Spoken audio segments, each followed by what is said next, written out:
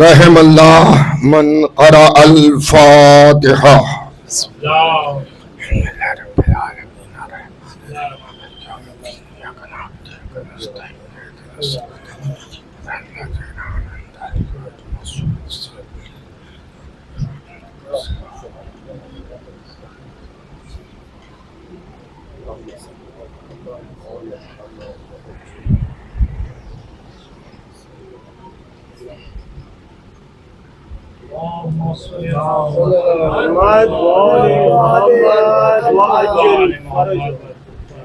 اعوذ باللہ من الشیطان اللعین الرجیم. بسم اللہ الرحمن الرحیم.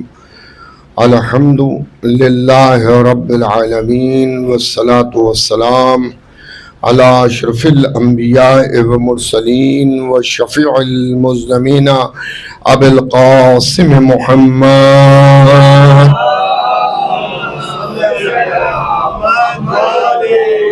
وآل بیت الطیبین الطاہرین المعصومین المظلومین من یومنا ھذا الی قیام یوم الدین. اما بعد فقط قال اللہ سبحانہ تبارک و تعالی وقول الحق.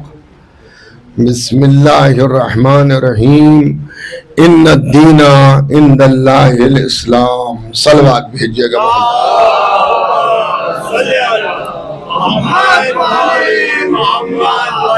حضرات، قرآن حکیم میں پروردگار عالم اسلام کے تعلق سے مذہب اسلام کو اس طرح سے پیش کر رہا ہے کہ ان الدین عند اللہ الاسلام. اللہ کے نزدیک پسندیدہ دین دین اسلام ہے. یہ اور بات ہے کہ اس دور میں مسلمانوں نے اپنے کردار کو ایسا بنا لیا کہ دین تو پسندیدہ ہے اللہ کا، لیکن مسلمان دنیا کو پسند نہیں ہے. جبکہ جب دین پسندیدہ ہے تو جس دین پر لوگ عمل کر رہے ہیں وہ لوگ اللہ کے پسندیدہ ہوتے اور دنیا کے پسندیدہ ہوتے، لیکن لوگ دنیا کے پسندیدہ نہیں ہیں. سبب کیا ہے؟ دیکھیے، اگر وفات رسول کے بعد نظام معصوم کے پاس رہتا تو لوگ دین کو بھی پسند کرتے اور مسلمان کو بھی پسند کرتے. لیکن رسول کی وفات کے بعد دو حصوں میں دین بٹ گیا. ایک حکومتی دین ہو گیا، ایک اسلامی دین ہو گیا. حکومتی دین میں قتل و غارت ہے، جھوٹ و فریب ہے، لوگوں کے مال کو غصب کر لینا ہے، لوگوں کی توہین کرنا ہے. لیکن جو معصوم کے پاس دین ہے اس میں اخلاق ہے، کردار ہے، سچائی ہے، حقیقت ہے. دیکھیے، اس چیز کو یوں سمجھ لیجئے کہ دین جو ہے اس کے جو واجبات ہیں اور جو مستحبات ہیں اور جو مکروہات ہیں وہ سب ایک دوا. بیمار ہوتا ہے تو اس کے لیے ڈاکٹر دوا لکھتا ہے. کچھ احتیاط ہوتی ہے، کچھ چیزوں کے کھانے کو کہا جاتا ہے. مثلا اگر کولیسٹرول کسی کا بڑھ جائے تو ڈاکٹر کہے گا چکنائی نہ کھائیے، کم سے کم 5 بادام روز کھائیے تاکہ اچھا کولیسٹرول بن جائے اور برا ختم ہو جائے. یہ دوا کھائیے. اب یہ ہماری بدقسمتی ہے کہ ہم ڈاکٹر کا جتنا کہنا مانتے ہیں، اگر اتنا ہی اللہ اور اس کے رسول اور اہل بیت رسول کا کہنا مان لیں تو ہماری دنیا بھی بن جائے اور آخرت بھی بن جائے. ایک صلوات بھیجیے گا محمد والے.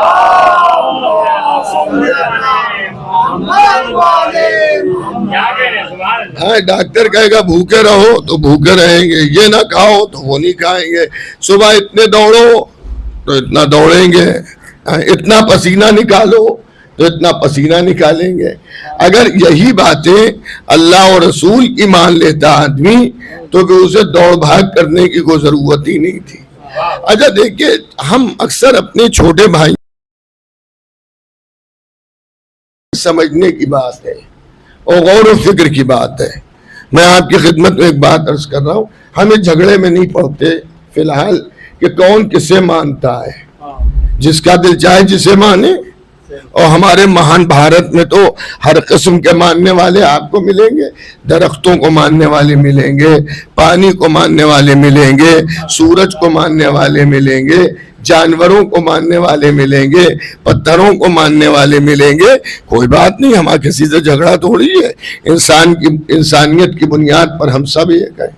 تو اسی میں مسلمانوں میں ایک طبقہ وہ ہے کہ جو حضرت علی کو مانتا ہے, امام حسن کو مانتا ہے, امام حسین السلام کو اور پورے سلسلہ امامت کو مانتا ہے. ایک طبقہ وہ ہے جو امامت سے ہٹ کے جاتا ہے, وہ انہیں مانتا ہے. لیکن کیونکہ مسلمان سب ایک ہی دائرے کے آدمی ہیں تو ہم ایک دوسرے کو سمجھانے کا حق رکھتے ہیں. توجہ کیجئے گا مولانا, ہم ایک دوسرے کو سمجھانے کا حق رکھتے ہیں. بھئی دیکھیے, حضرت علی کے زمانے میں جو لوگ آئے ان کے لیے تو آپ نے حدیثیں پیش کر دی. اب وہ سچی ہیں جھوٹی ہیں وہ ایک الگ بحث ہے, وہ 1 گھنٹے کی مجلس میں, پون گھنٹے کی مجلس میں طے نہیں ہو سکتا ہے, وہ ایک طویل بحث ہے. لیکن آپ نے کہا ہم نے ان کو مانا, ہم نے ان کو مانا, ہم نے ان کو مانا, پھر حضرت علی کو مانا. ہم کہتے ہیں کہ حضرت علی تک معاملے کو روک دیجئے. روکنے کے بعد میرا سوال یہ ہے کہ اب امام حسن بچے اور امام حسین بچے. امام حسن اور امام حسین کی موجودگی میں آپ نے کس کو مانا؟ توجہ کیجئے گا, امام حسن اور امام حسین کی موجودگی میں آپ نے کس کو مانا؟ جبکہ حسن حسین کے لیے نبی نے کہا کہ حسن حسین جوانان جنت کے سردار ہیں. کہا نہیں کہا ہے؟ جبکہ اس قسم کی کوئی حدیث نہ یزید کے لیے ملے گی آپ کو, نہ یزید کے باپ کے لیے کوئی ملے گی. تو امام حسن کے مقابل اندھیروں کے امیر کو کیوں مانا اور امام حسین کے مقابل یزید کو کیوں مانا؟ چلیے دوسروں کی آپ کیا حدیثیں مل جائیں گی, اب وہ سچی ہیں جھوٹی ہیں, پیسے دے کے بنی ہیں, ہم اس پہ بحث ہی نہیں کر رہے ہیں. جو امام حسن اور امام حسین کے زمانے میں آئے یا امام زین العابدین کے زمانے میں آئے یا ہمارے دیگر اماموں کے زمانے میں آئے, ان کے مقابل تو ہمارے ائمہ چمکتا ہوا علم کا سورج تھے. ایسا سورج تھے کہ اس سورج کو تو غروب بھی ہوتا ہے, چاہے اپنے گھر میں ہو تب بھی علم بانٹ رہے, چاہے قید خانے میں ہو تب بھی علم بانٹ رہے, چاہے آزاد ہو تب بھی علم بانٹ رہے, چاہے ہتھکڑیوں بیڑیوں میں ہو تب بھی علم بانٹ رہے, اگر شہد کا پیالہ ہاتھ میں تب بھی علم بانٹ رہے, اور اگر زہر کا پیالہ ہاتھ میں تب بھی علم بانٹ رہے. لیکن آپ نے انہیں کیوں چھوڑا؟ اس کی مثال تو بالکل ایسی ہے کہ کوئی رجواڑے کا لڑکا ہو اور اس کے بزرگوں نے اسے ایک بہت بڑا ہیرا دیا ہو, کوہ نور سے بڑا, اور وہ اس ہیرے کو کسی کالے پتھر سے بدل لے. آئے میں کیا عرض کر رہا ہوں, سڑک پہ پڑے ہوئے کالے پتھر کو لے لے اور ہیرے کو دے دے. وہی عالم اسلام کا عالم ہوا کہ علی جیسا ہیرا, حسن جیسا ہیرا, حسین جیسا ہیرا, سجاد جیسا ہیرا, باقر جیسا ہیرا, صادق جیسا ہیرا, موسی کاظم جیسا ہیرا, علی رضا جیسا ہیرا, محمد تقی جیسا ہیرا, علی النقی جیسا ہیرا, حسن عسکری جیسا ہیرا, اور آخری حجت جیسا ہیرا.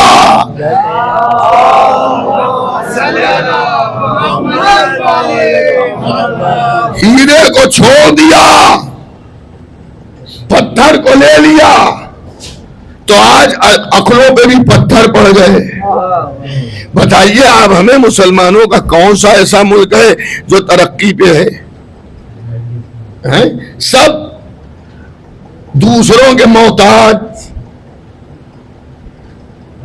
سب دوسروں کے محتاج سوائے ایک ملک کے, سوائے ایک ملک ہے, وہ دوسروں کا محتاج نہیں ہے, وہ اللہ کا محتاج ہے, اہل بیت کا محتاج ہے. ایک صلوات بھیجیے گا محمد و آل محمد.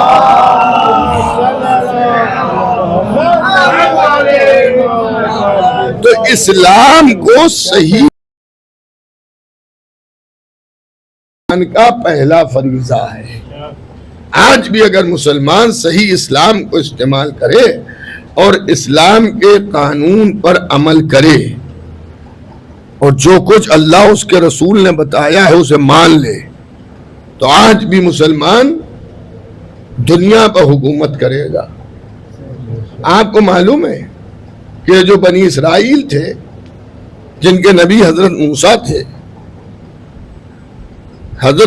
تھے, ان کی زندگی کو آپ دیکھیے تو آپ کی سمجھ میں آ جائے گا کہ اللہ نے بڑی نعمتیں ان پر نازل کی, اور اس کے بعد جب ایک شہر میں داخل ہونے کا حکم دیا تو اللہ نے حکم دیا اس شہر میں جب داخل ہونا تو سجدہ کرنا اور ہتا ہتا کہہ کے داخل ہونا, اللہ تمہیں ساری دنیا پہ حکومت دے گا.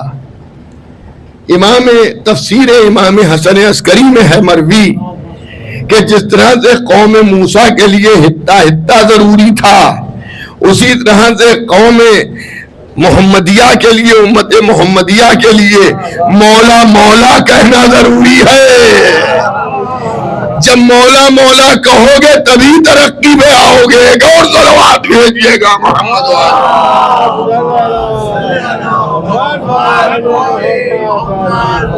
تو قدیر کے قول کو لوگ بھول گئے, اہل بیت کے فضائل کو بھول گئے. اہل بیت کے فضائل کتابوں کے اندر آج بھی موجود ہیں اور لکھے ہوئے ہیں, لیکن لوگ اہل بیت کے فضائل کو اس کو مانتے نہیں ہیں. پڑھتے ضرور ہیں مگر مانتے نہیں ہیں. سب جانتے ہیں حضرت حسین جنت کے جوانوں کے سردار ہیں اور ان کا بابا ان دونوں سے افضل ہے. سب جانتے ہیں کہ علی علم کا دروازہ ہے, سب جانتے ہیں علی حکمت کا دروازہ ہے, سب جانتے ہیں کہ حق علی کے ساتھ ہے, سب جانتے ہیں قرآن علی کے ساتھ ہے, قرآن علی کے ساتھ ہے, علی قرآن کے ساتھ ہے. سب جانتے ہیں کہ نبی نے کہا کہ میں اور علی ایک ہی نور سے ہوں. سب جانتے ہیں کہ حضرت علی کے لیے فرمایا کہ میری علی کی نسبت اسی طرح سے جس آیتیں جو فضیلت میں مولا علی کی ہیں اس کو کھینچتان کے لوگوں نے پہننا چاہا مگر وہ پہن نہ پائے. ہائے ہائے, دیکھیں فضائل اہل بیت کو پہننے کی کوشش کی مگر پہن نہ پائے, کیونکہ یہ سب معجزہ ہیں, یہ سب معجزہ ہیں. حضور ختمی مرتبت کے بعد دیکھیں معاملے کو سمجھے عالم اسلام, اس میں کوئی جھگڑا.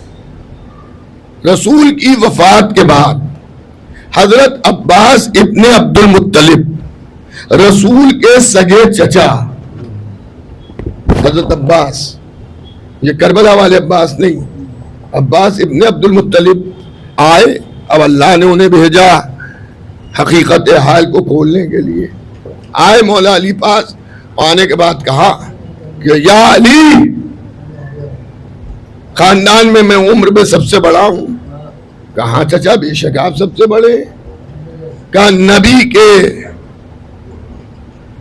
جو تبرکات ہیں ان کو رکھنے کا مجھے حق ہے, آپ وہ مجھے دے دیجئے.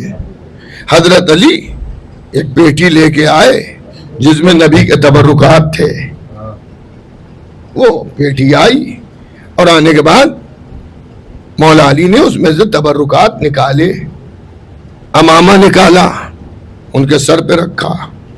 ردا نکالی, ان کے دوست پہ ڈالی. عصا نکالا, ان کے ہاتھ میں دیا. تلوار نکالی, ان کے زانوں پہ رکھی. نالین نکالی, ان کے سامنے رکھی. کہا چچا پہنیے, انہوں نے پہن لی. جب سارے تبرکات انہیں دے دیے تو کہا چچا آپ تشریف لے جائیں, اٹھیے. تو وہ اپنی جگہ سے ہل ہی نہ پائے, وہ اپنی جگہ سے ہل ہی نہ پائے. تو کہا چچا آپ کو میں نے سب دے دیا, آپ تشریف لے جائیں. تو ان کا بھتیجے, نہ امامے کا بوجھ برداشت ہو رہا ہے, نہ ابا کا وزن اٹھا پا رہا ہوں, میں تو ہل ہی نہیں پا رہا ہوں, اسے جلدی اتارو, جلدی ہٹاؤ. اچھا ایک بات دیکھیے, دکھتی رگ ہے, اسے سمجھ لیجئے گا یہ سب رسول کی میراث کی چیزیں ہیں. آئے آئے آئے آئے میں کیا عرض کر رہا ہوں. تو اگر نبی وارث نہ بناتا ہے نہ بنتا ہے تو جن لوگوں نے علاقہ فدق لیا تھا وہ آ کے امامہ بھی لے جاتے, تلوار بھی لے جاتے, مگر معلوم تھا کہ اس کا بوجھ اٹھا نہ پائیں گے. تو وہاں کے اوپر مولا علی نے کہا اچھا بیٹھے رہیے آپ اسی طرح سے. پکارا بیٹا حسن. امام حسن کی عمر اس وقت کم سنی کا عالم تھا. آئے. اچھا دیکھیے ایک بات میں پھر عرض کر دوں, یہ کم سنی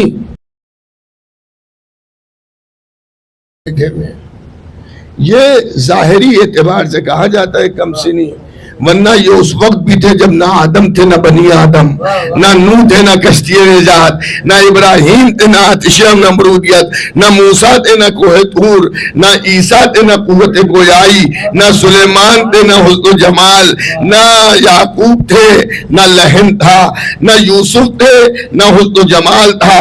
کچھ نہیں تھا, بس وہ تھا یا یہ تھے. تو پے کرے بشری میں یہ کہا جاتا ہے کم سن تھے. امام حسن کو بلایا. امام حسن آئے, امامہ سر پہ رکھا, ردا دوش پہ ڈالی, عصا دیا, تلوار دی, نالائن پہنائی, اور اس کے بعد کہا بیٹا ذرا چلو. امام حسن چلنے لگے, گھر کا چکر لگایا. اب یہ بیٹھے چچا دیکھ رہے ہیں. اب پکارا حسین ذرا آنا. امام حسین کے سر پر یہی امامہ رکھا, دوش پر ردا رکھی, تلوار دی, عصا دیا, نالائن پہنائی, کا بیٹا چلو. وہ چلنے لگے. پھر انہیں بلایا, روکا, اور وہ امامہ اپنے اوپر سر پہ رکھا, دوش پر ردا ڈالی, عصا لیا اور تلوار لی, نالائن پہنی, اور اسی طرح سے چلے. اب یہ گھور رہے ہیں. عباس ابن عبد المطلب بہت پریشان ہے, کیا ہو رہا ہے. تو مولا علی نے کہا چچا پریشان نہ ہوئیے, یہ رسول کی میراث ہے جو ہم ہی پذیب دیتی ہے. ہائے ہائے کیا آپ سن رہے ہیں, یہ ہم ہی پذیب دیتی ہے.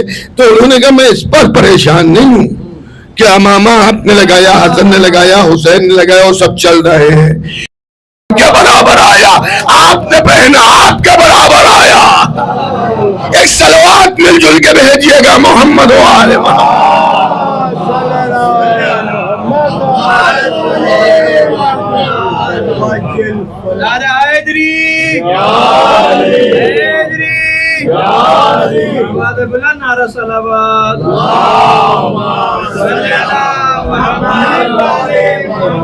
آپ اس چیز کو دیکھیے کہ منصبی اعتبار سے کون صحیح ہے, کس کے لیے سب زیب دے رہا ہے. مسلمانوں کو اس وقت بھی سر جوڑ کے بیٹھ کر یہ طے کرنا چاہیے ہے کہ اگر دنیا میں ترقی کرنا چاہتے ہیں تو رسول نے جو کہا ہے اس پہ عمل کریں. دیکھیں میں جبکہ مجلس کے نام پر ہونے والی مجلسیں جو خطیب آتا ہے, جو عالم آتا ہے, وہ ذمہ داری کے ساتھ پڑھتا ہے, لیکن کسی کو برا نہ لگے اس لیے میں آپ سے بھی کہہ رہا ہوں کہ آپ بھی ہماری بات پر بھروسہ نہ کیجیے. آپ بھی محنت کر کے, ایمان کی بات ہے, اسلام کی بات ہے, آپ بھی کتابوں میں پڑھیے. اب تو موبائل ہے, لفظوں سے سرچ کیا جائے, یا کتب خانوں میں جائیے. اور ہم اپنے دوسرے مسلمان بھائیوں سے بھی عرض کریں گے کہ خالی سنے پر بھروسہ نہ کیجیے, بلکہ کتابوں کو پڑھ کے بھروسہ کیجیے. اور صحیح راستہ مرنے سے پہلے ہم سب کو اختیار کرنا چاہیے. دنیا کسی طرح سے گزر جائے مگر آخرت صحیح ہونا یہ ہم سب کا بہت بڑا فریضہ ہے.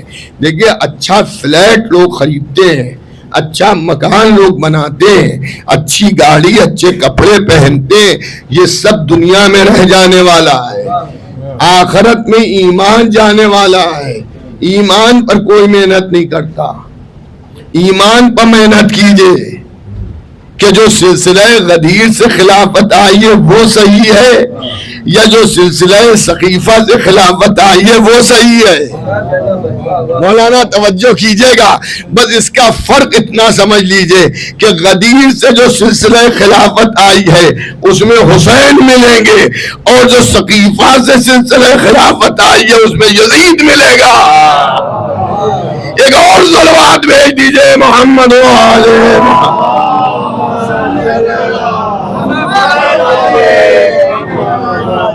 میں پیش امام بھی اگر رکھے جائیں اور آپ کے سامنے 2-4 پیش امام ہوں تو آپ کوشش کریے گا کہ اس میں سب سے اچھا جو ہو۔ اچھا، ہمیں تو اتنا سکھایا گیا ہے کہ سب سے اچھے کو چنو مذہب میں، کہ ہمارے یہاں اس وقت بھی دنیا شیعت میں 400-500 صاحب عملیہ مجتہدین ہوں گے۔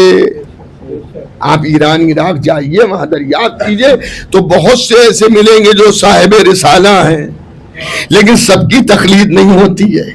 ہمارے یہاں تقلید میں ہے عالم دورہ، ان 400-500 میں جو سب سے زیادہ علم رکھنے والا ہو، کیونکہ ہمیں شروع سے یہی پڑھایا گیا ہے کہ رسول کے بعد جسے مانو وہ سب سے بہتر ہو، نیابت امام میں جسے مانو وہ بھی سب سے بہتر ہو۔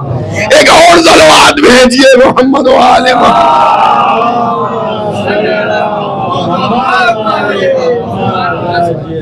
ہمارے یہاں نماز جماعت میں ماشاءاللہ جو لوگ نمازی ہیں، جو لوگ مجلسی ہیں، جو دیندار ہیں، سب متقی پرہیزگار مسائل شریعہ کے جاننے والے ہوتے ہیں، لیکن ہر آدمی جماعت کے لیے نہیں کھڑا ہوتا ہے، اس میں بھی کوئی ایسا ہوتا ہے جو ہم سے بہتر ہو۔ تو جب امام جماعت ہم سے بہتر ہے تو امام کائنات ہمارا جیسا کہاں سے ہوگا؟ امام کائنات بھی ہم سب سے بہتر۔ اب آپ ذرا غور کیجئے، اسے ملاحظہ فرمائیے کہ ہم مولا علی کو مانتے ہیں، بھائی کوئی غلطی نہیں کرتے، کوئی گناہ نہیں کرتے ہیں، شیعہ بھی قائل ہیں، غیر شیعہ مسلمان بھی قائل ہیں۔ تو ایک طرف وہ ہے کہ جس کا سر کبھی غیر اللہ کے سامنے جھکا نہ ہو، اور ایک وہ ہے کہ 40 سال تک جنہی نے بت پرستی کی ہو،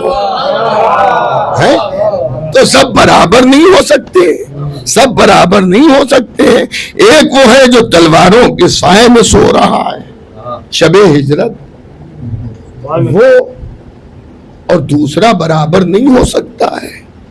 ایک وہ ہے جو نبی کے زبان چوس رہا ہے، ایک وہ جو نبی کے کاندھوں پہ جا رہا ہے۔ دیکھیں، نبی کے کاندھوں پہ جانا یہ معمولی بات نہیں ہے۔ صحابہ اکرام وہ تو اس تمنا میں رہتے تھے کہ مہر نبوت دکھ جائے تو ہم اس کا بوسہ دے دیں۔ ہائے توجہ رکھیے گا، مہر نبوت مل جائے تو ہم بوسہ دے دیں۔ نبی کریم کی زندگی کے آخری دن تھے اور نبی کریم حجاب قبر میں جانے والے تھے، تو انہوں نے اپنی موت کی خبر بھی دی۔ تو ایک دن نبی تقریر کر رہے ہیں، صحابہ اکرام بیٹھے ہوئے، کہ دیکھو میں جانے والا ہوں، اگر کسی کا حق میرے اوپر ہو تو بیان کرو، میں مرنے سے پہلے اسے ادا کر دوں۔ یہ ہمارے لیے نصیحت تھی کہ جب ضعیف ہو جاؤ اور خدا نہ کرے کسی ایسے مرض میں ہو کہ موت یقین ہو جائے، تو پہلا کام یہ کرو کہ لوگوں کے معاملات کو درست کر دو۔ کسی کو کوئی بات بری لگی ہے اس سے معافی مانگ لو، اسے معاف کر دینا چاہیے۔ کسی کے مقروض ہو تو یا تو قرضہ ادا کر دو یا اس سے کہو بھئی ہمیں معاف کر دیجئے، مرنے سے پہلے اپنے معاملات کو صحیح کر لو۔ تو نبی یہ سمجھا رہے تھے کہ ایک شخص کھڑا ہوا صحابیوں میں سے، اور اس نے کہا کہ اللہ کے رسول میرا حق ہے۔ کہ کیا حق ہے؟ کہ ایک دن آپ ناقہ ہانک رہے تھے اور وہ ناقے کو جو چابک مارا تو میرے لگ گیا تازیانہ، یہ حق ہے میرا۔ مطلب یہ تھا کہ میں بھی ایک تازیانہ آپ کے ماروں گا۔ تو نبی کریم نے تازیانہ منگایا، اس کے ہاتھ میں دیا، کہا مار لے۔ اس نے کہا یا رسول اللہ، جب آپ کا ہاتھ سے تازیانہ لگا تھا تو اس وقت میں کرتا نہیں پہنے تھا، پیٹھ کھولی بھی تھی، آپ بھی اپنی پیٹھ کھولیے۔ نبی نے اپنے کرتے کو اونچا کیا، پیٹھ کھولی، کا مار۔ جیسے نبی کی پیٹھ کھولی، مہر نبوت دکھی، اس نے فوراً تازیانہ پھینکا، دوڑا اور مہر نبوت کو بوسے دیے. کہ اللہ کے نبی یہ سب تو ہم نے اسی لیے بنائی تھی بات کہ مہر نبوت کی زیارت ہو جائے، اس کے بوسے ہم دے دیں. اس نے اپنے ہونٹ مہر نبوت پر رکھ دیے. دیکھیے اہل بیت اور صحابہ میں فرق سمجھیے. صحابی کی معراج یہ ہے کہ وہ مہر نبوت تک اپنے ہونٹ لے جائے. ہائے ہائے میں کیا عرض کر رہا ہوں. صحابیت کی معراج یہ ہے کہ وہ نبی کے کاندھوں تک اپنے ہونٹ لے جائے، اور امامت کی معراج یہ ہے کہ مہر نبوت پر قدم چلے جائے. کبھی علی کے قدم ہے، کبھی حسن کے قدم ہے، کبھی حسین کے قدم ہے. تو جہاں پر ہمارا سر جائے وہاں پر اہل بیت کے قدم آتے ہیں. ایک صلوات اور بھیجیے گا محمد و آل محمد. تو عزیزان گرامی معاملہ یہ ہے کہ ہمیں سب کو اس چیز کے اوپر غور و فکر کرنا چاہیے اور اس معاملے کو غور سے سمجھنا چاہیے. اللہ نے عقل دی ہے، ہم بھی اپنے مجمع سے کہہ رہے ہیں. خالی ہماری تقریر پر آپ یقین نہ کیجئے، اللہ نے آپ کو صاحب عقل بنایا ہے. آپ عقل سے سوچئے جو میں کہہ رہا ہوں غلط ہے یا صحیح ہے، اور اس پہ کبھی نہ جائیے کہ صاحب سب مسلمانوں نے ایسا کر لیا. تو کیا کوئی پیغمبر اسلام کی حدیث ہے کہ جدھر سب مسلمان جائیں ادھر چلے جانا؟ آئے ہائے آئے ہائے نہیں. یہاں تو یہ ہے کہ سب ایک طرف ہو، جدھر حق ہو ادھر جانا. شیخ یہ کہا علی مالک والحق مالی. اب یہ بھی سمجھ لیجئے خالی اتنی حدیث نہیں ہے کہ حق علی کے ساتھ، علی حق کے ساتھ، بلکہ دعا میں یہ بھی فرمایا کہ اللہم ادھر الحق حیث مدار علی. پروردگار حق کو ادھر ادھر موڑنا جدھر جدھر علی مڑے. یعنی آگے علی چلیں گے، حق ان کے پیچھے چلے گا. اب جدھر علی ہوں گے ادھر حق ہے. ایک اور صلوات بھیجیے گا محمد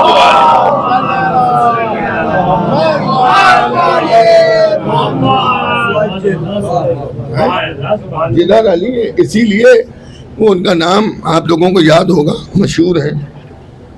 وہ جو انجینئر صاحب ہیں پاکستان کے، محمد علی صاحب سے کسی نے پوچھا، محمد علی انجینئر صاحب سے، کہ دیکھیں ہمیں تو سب یہ معلوم ہے اور ہر بچوں کو معلوم ہے، لیکن وہ فرما رہے ہیں انہیں بتائیے جنگ جمل اور جنگ صفین میں حق پہ کون تھا؟ آپ کو معلوم ہے جنگ جمل جو جنگ صفین ماموں سے ہوئی ہے اور جنگ جمل نانی سے ہوئی ہے. اب اس سے زیادہ ریفائن میرے پاس کوئی جملہ نہیں ہے. ماموں اور نانی کا معاملہ ہے. لیکن محمد علی انجینئر کہتے ہیں کہ چاہے جمل ہو چاہے صفین ہو، دونوں میں حق علی کے ساتھ تھا.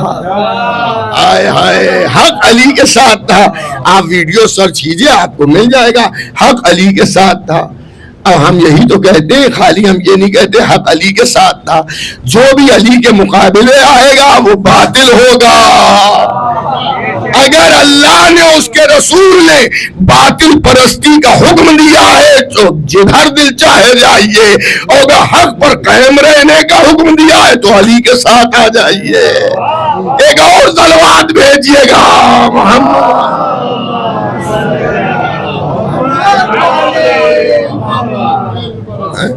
تو حضرت علی علیہ السلام و اہل بیت پیغمبر یہ جو ہیں وہ ان سے محبت. اللہ اسلوکم علیہ اجرا الا المعدۃ فی القربا. اب قربا میں باہر والا کوئی نہیں ہے. قربا میں یہی مولا علی ہے، یہی امام حسن ہے، امام حسین ہے، بی بی زہرا ہے، یہ ذوالقربا ہے نبی کے. پھر آئے تطہیر. دیکھیں سب سے بڑی بات آپ سمجھ لیجئے، میڈیکل اسٹور 10 کھلے ہوئے ہیں مولانا، اور یہ کہا جا رہا ہے کہ ڈپلیکیٹ دوائیں بھی ان میڈیکل اسٹور پر ملتی ہیں.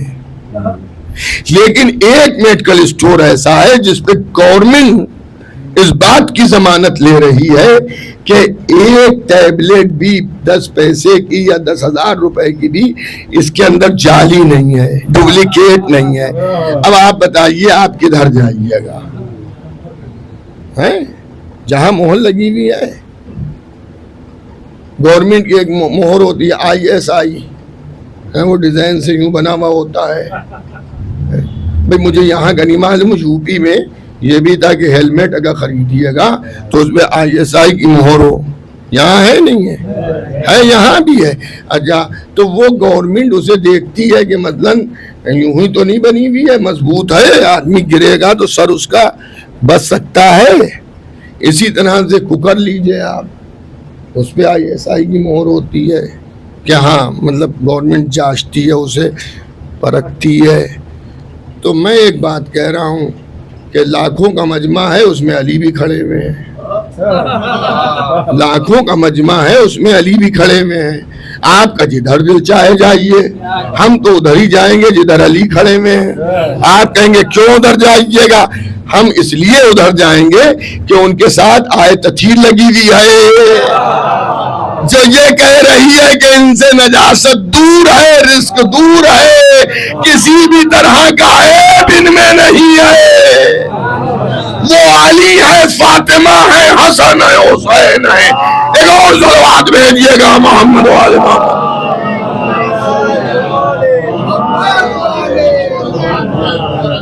دیکھیں یہی آیت آدمی کی ہدایت کر سکتی ہے۔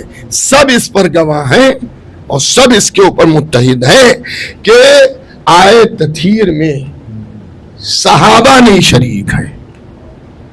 اس پہ شیعہ غیر شیعہ مسلمان تفسیریں اٹھا کے دیکھ لیجئے، کچھ لوگوں نے ازواج کو شامل کیا ہے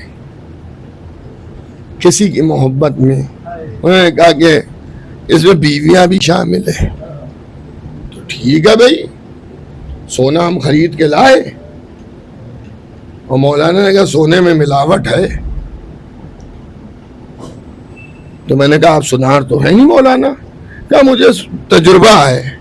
میں نے کہا آپ کو ہوگا تجربہ، ہم سونا خرید کے لائے۔ کہا چلیے سامنے دکانیں ہیں سناروں کی، کسی سنار کیا ہم دکھوائے لیتے ہیں۔ جب سنار کیا گیا اس نے کسوٹی پہ کسا تو نکلے سچے مولا نہیں کہ اس میں ملاوٹ تھی۔ بھئی ایک سلوات بھیج کے تو میں عرض کروں،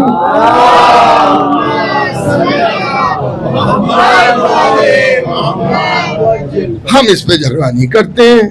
آپ کہتے ہیں کہ ازواج پیغمبر بھی شامل تھی اس میں، ہم کہتے ہیں ٹھیک ہے ازواج پیغمبر بھی ہوں گی شامل، مانے لیتے ہیں ہم، مگر ذرا کسوٹی پہ کسیے تو۔ آیت تطہیر کا مطلب کیا ہے؟ جن کے لیے آیت تطہیر آئی ہے اس سے غلطی کا امکان نہیں ہے، یعنی وہ ہمیشہ حق پہ رہیں گے، حق ان کے ساتھ رہے گا۔ تو ایک طرف آپ شامل بھی کر رہے ہیں اور دوسری طرف یہ کہہ رہے ہیں کہ جب یہ علی سے ٹکرائے تو حق علی کے ساتھ ہے۔ تو اگر آیت تطہیر ان کے ساتھ ہوتی تو کبھی یہ باطل پر نہ ہوتی۔ ایک صلوات اور بھیجیے۔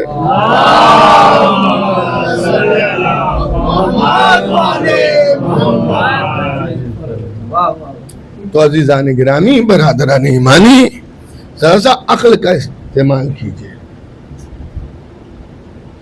آپ عقل کا استعمال کیجیے۔ ابھی کوئی یہ کہے کہ جعفر عباس مجلس پڑھنے آئے تھے، صاحب ان کو اتنی موٹی موٹی نوٹوں کی گڈیاں دی گئیں، کم سے کم 2 کروڑ روپے انہیں نے اپنی جیبوں میں رکھ لیے۔ اور تو جیبوں کی کیپیسٹی تو دیکھیے، 2 کروڑ کے نوٹ آ بھی پائیں گے نہیں، اب تو 2000 کا نوٹ بھی بند ہے، 500 کے نوٹ ہیں، 500 کے نوٹ، یہ 2 کروڑ میری جیب میں آ بھی پائیں گے؟ یا آپ نے کہا آپ کو معلوم ہے بڑے ہوشیار ہیں، امامے کے نیچے 1 کروڑ روپے رکھ لیتے ہیں۔ تو بھیا امامے کے نیچے اتنی جگہ بھی ہے کہ 2 کروڑ روپے آ جائیں؟ تو آپ اہل بیت میں داخل کر رہے ہیں لوگوں کو، تو اتنی صلاحیت بھی ہے۔ اہل بیت محمد ہونا اور ہے، اہل بیت نبوت ہونا اور ہے، عام اہل بیت اور ہے، اطرت والے اہل بیت اور ہے۔ ایک اور صلوات بھیجیے گا محمد والے۔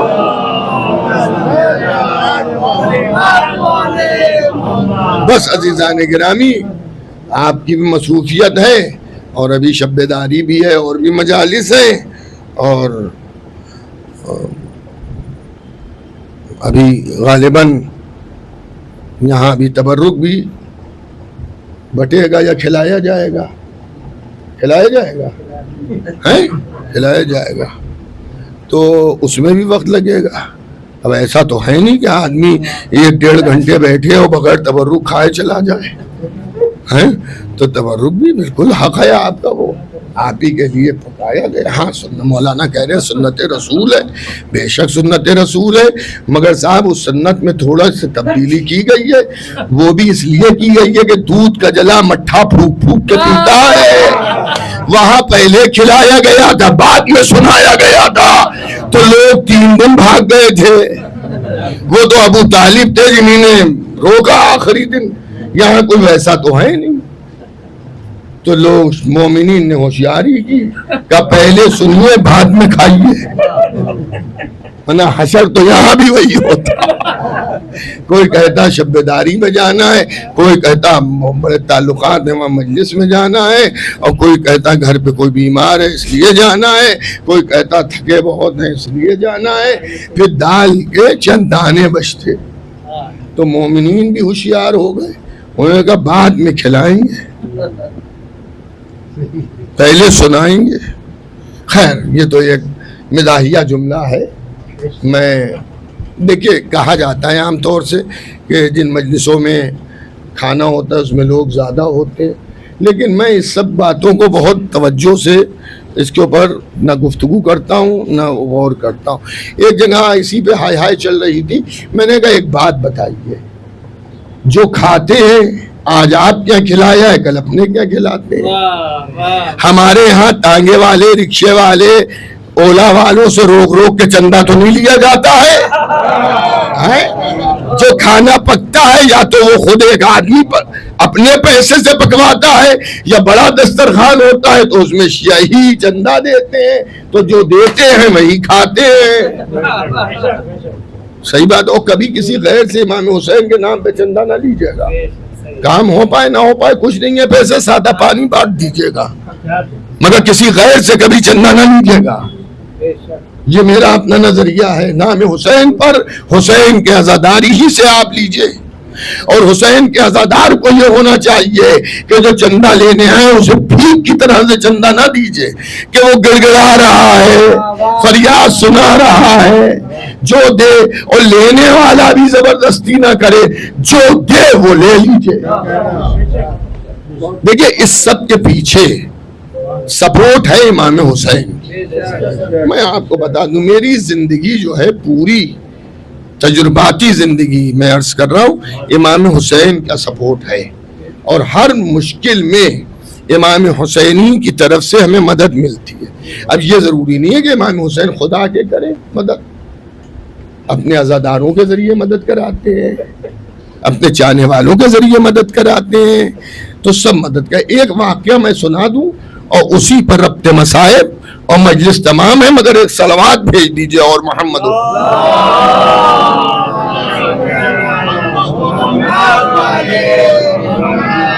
بہت جلدی سنا دوں۔ دیکھیں محرم سے پہلے پرانا واقعہ ہے، یہ بہت توجہ سے سنیں جو لوگ بھی سن رہے ہیں، محرم سے پہلے کا واقعہ ہے، اس سال کا نہیں، پہلے کئی سال پرانا۔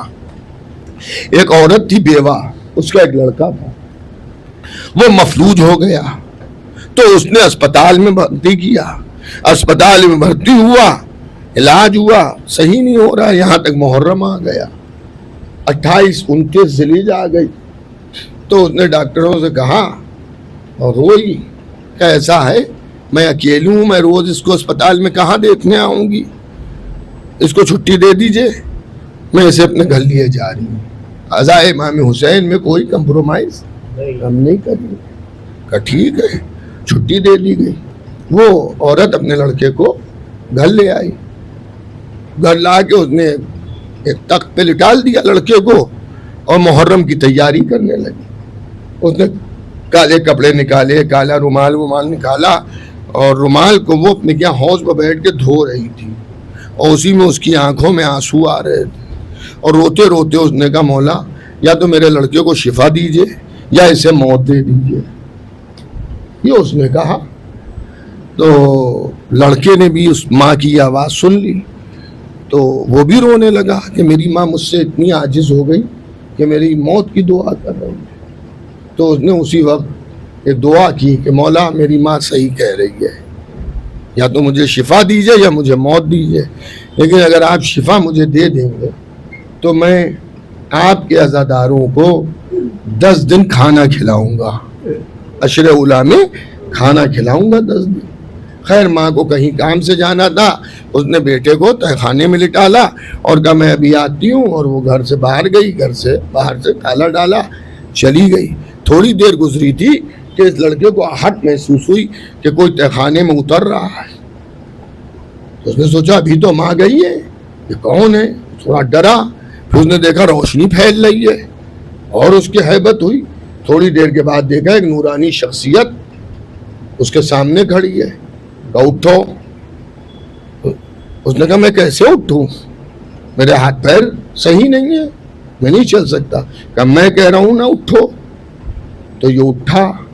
اب جو اٹھا تو اس نورانی شخصیت کا طواف کیا. طواف کرنے کے بعد انہوں نے اس سے یہ پوچھا کہ وعدہ یاد ہے تمہیں؟ اس نے کہا ہاں وعدہ یاد ہے. کہا کیا وعدہ ہے؟ کیا وعدہ ہم نے یہ کیا ہے کہ اگر میں صحتیاب ہو گیا تو میں امام حسین کے عزاداروں کو 10 دن کھانا کھلاؤں گا, تبرک بانٹوں گا, سبیل لگاؤں گا جیسے آپ لوگ کرتے ہیں. تو اس نورانی شخصیت نے کہا کہ ایک بات کہوں, دیکھیے ایسے موقعوں پر جب امام خود تشریف لاتے ہیں تو انسان کا دماغ سمجھ نہیں پاتا ہے کہ کیا ہو رہا ہے. یہ چاہے کسی بھی امام کی آمد کے جو واقعات ہیں اس میں وہ چاہنے والا, ورنہ وہ تو پکڑ لے, لپٹ جائے, جانے نہ دے. سمجھ گئے آپ؟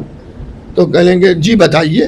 کہ تم نے 10 دن کی بات کہی ہے, 18 دن کھانا کھلاؤ. تو اس نے کہا ٹھیک ہے آپ 18 دن کہہ رہے ہیں, ہم 18 دن کھانا کھلائیں گے. مگر انہوں نے پوچھا یہ بتاؤ تم نے یہ نہیں پوچھا کہ 18 دن کیوں؟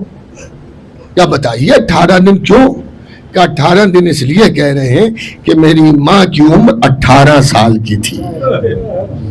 اب آپ ذرا غور کیجئے کہ امام حسین کو اپنی والدہ ماجدہ جو ہیں, جب سے میں نے واقعہ پڑھا ہے میں کسی نہ کسی مجلس میں ایام ازاں میں بی بی زہرا کے مصائب عرض کر دیتا ہوں کہ حسین کی یہ تمنا ہے کہ میری ماں کا بھی ذکر کیا جائے. اور اس کے بعد انہوں نے کہا خدا حافظ, میں نے تمہیں شفا دے دی. اب اس کی سمجھ میں آیا کہ یہ تو مولا حسین تھے, انہی سے میں نے کہا تھا سب. اب وہ دوڑا باہر نکلا, کسی طرح سے اپنا دروازہ توڑ تاڑ کے سڑک میں نکلا, محلے بھر میں ادھم ہو گیا. سب کو معلوم ہے کہ یہ اپاہج تھا. اب چل رہا, اس کی ماں آئی. آنے کے بعد اس نے کہا بیٹا یہ کیسے صحیح ہو گئے؟ اس نے پورا واقعہ سنایا. ماں بھی بہت روئی, امام حسین کا شکریہ ادا کیا. یہ 28-29 ذی الحجہ کی بات تھی کہ بیٹا منت کو پورا کیسے کریں گے. دیکھیے جو بات مجھے سنانا ہے وہ یہ ہے کہ جو ہم نے مانا ہے تم نے, ہمارے پاس تو کھانے کو نہیں ہے. یہ بھی فکر مند ہے کہ وعدہ کیا ہے اور سب ہو گیا ہے, اور یہ پورا کیسے ہوگا.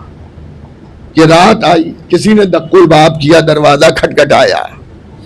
یہ باہر گیا تو ایک آدمی کھڑا ہوا ہے. اس نے کہا میں نے سنا ہے کل سے تم کھانا کھلاؤ گے.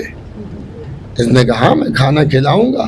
کہ میرے آقا نے مجھے حکم دیا ہے کہ اس میں میری طرف سے بھی کچھ شامل کر لو. تو یہ خوش ہو گیا. اس نے کہا ٹھیک ہے. انہوں نے کہا وہ سب ہم لے کے آئے ہیں، جہاں بتاؤ وہاں رکھ میں. اس نے گھر کا کمرہ بتایا، وہاں انہوں نے مقدار میں چاول اور پورا جو کھانے کا انتظام تھا، وہ حد یہ ہے کہ دہی تک رکھا. اس نے کہا اماں کوئی صاحب آئے تھے، انہوں نے کہا میرے آقا نے سب بھجوایا ہے. اور کھانا ہوا، کھلایا گیا. دوسرے دن پھر وہ آیا اور پھر اس نے یہی کہا کہ آج بھی آقا نے بھیجا ہے. یہ پوچھنے لگے کہ تم آقا ہے کون؟ انہوں نے بھائی تمہیں اس سے کیا لینا دینا، ہمارا آقا کون ہے، اس سے تمہیں کیا لینا دینا، وہ بھیج رہے ہیں. اس نے آخری دن کہا بھائی آج تو آخری دن ہے، اب کل سے تو ہماری تمہاری ملاقات نہیں ہوگی، تمہیں تمہارے آقا کا واسطہ بتا دو کون ہے. اس نے جواب دیا مجبور کر رہے ہو مجھے بتانے پر، تو وہی آقا ہے جو تمہارا بھی آقا ہے میرا بھی آقا ہے، یہ حسین ابن علی نے بھجوایا ہے. تو جو آپ نظر امام میں خرچ کر رہے ہیں وہ بھی حسین کی طرف سے عطا ہے. بس عزاداروں ایک چھوٹا سا اور واقعہ سن لیجئے تاکہ دلوں کو قوت حاصل ہو جائے. ایک شخص سبیل لگاتا تھا، بڑی اچھی سبیل، مولانا اس کی سبیل پر 2 منٹ میں شربت ختم ہو جاتا تھا. حالات اس کے کچھ بدلے اور 1 سال میں اتنا غریب ہو گیا کہ اب ویسی سبیل نہیں لگا سکتا ہے.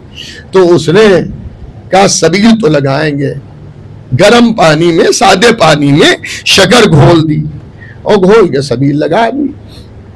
تو تھوڑے بہت لوگوں نے پیا شربت اس کا اور سارا شربت اس کا بچ گیا. رات میں وہ شربت گھر لے گیا اور گھر لے جا کے روتا ہے، کہتا مولا میرے نذرانے کو قبول نہیں کیا، مولا جو غلطی ہو گئی اسے معاف کر دیجئے، مولا میں اپنی خطاؤں کی غلطی کی معافی مانگتا ہوں، معاف کر دیجئے. اتنی دیر میں کسی نے دروازہ کھٹکھٹایا تو دیکھا کئی مسافر کھڑے ہیں. کہا بھئی یہ مسافر ہیں، تھوڑا سا پانی پلا دو. اس کا دل خوش ہو گیا کہ اس کا سارا شربت وہ مسافر پی گئے.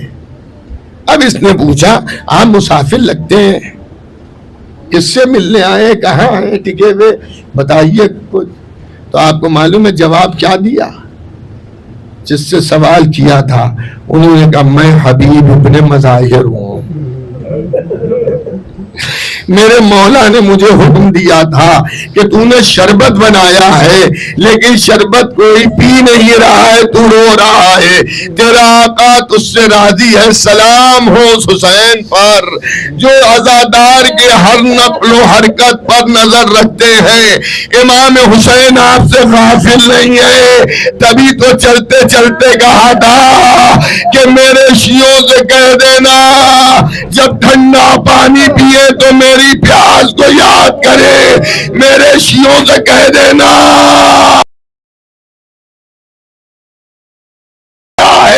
میرے والد مرحوم فرمایا کرتے تھے 7 مرتبہ امام حسین نے سلام کہلوایا ہے، 3 مرتبہ ذبح ہونے سے پہلے، ارے 4 مرتبہ ذبح ہونے کے بعد میرے شیعوں کو میرا سلام کہہ دینا. یا ابا عبداللہ یہ مجمع سلام کا جواب دینے آیا ہے. امام زمانہ فرما رہے سلام ہو جسم پر جو نہ گھوڑے کی زین پر ہے نہ کربلا کی زمین پر ہے. مطلب آپ سمجھے حسین گھوڑے کی زین سے تو گر گئے تھے مگر اتنے تیر لگے تھے زمین کربلا تک نہ آ سکے. شمر نے وہ ظلم کیا، زمین کربلا میں زلزلہ، الا قتل الحسین بے کربلا، سکینہ تماچے کھا رہے